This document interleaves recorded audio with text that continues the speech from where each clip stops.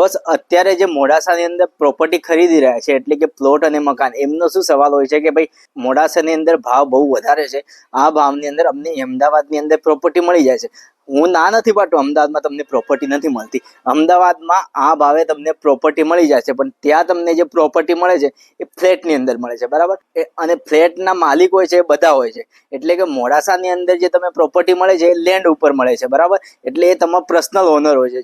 ભવિષ્યમાં એ પ્રોપર્ટીનો ભાવ વધે તો પ્રોફિટ ખાલી તમને જ થવાની, બરાબર. અને હાલની અંદર મોડાસાની અંદર અલગ અલગ ભાવ છે અને રિયલ એસ્ટેટ અત્યારે મોડાસાની અંદર સારું છે અને ફ્યુચરની અંદર મોડાસાની અંદર રિયલ એસ્ટેટ માર્કેટ બહુ સારામાં સારું આવવાનું છે. એનું રીઝન એ છે કે મોડાસાની અંદર તમે બધી જગ્યા પોસ્ટર જોયા છે કે મોડાસાનો એક નવો દસકો આવ્યો છે, બરાબર, જેની અંદર ડેવલપિંગની વાત કરવામાં આવી છે અને મોડાસાને ઘણા એરિયા નગરપાલિકાની અંદર આવી પણ ગયા છે, બરાબર. એટલે કે મોડાસાનું માર્કેટ ડે બાય ડે વધવાનો ચાન્સ છે.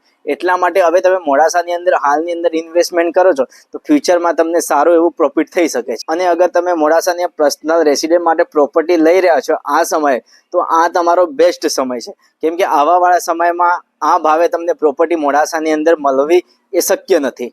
અને જે લોકો ઇન્વેસ્ટર છે એમને ખબર છે કે મોડાસાના પ્રોપર્ટીના ભાવ બધી જગ્યા અલગ અલગ છે, બરાબર.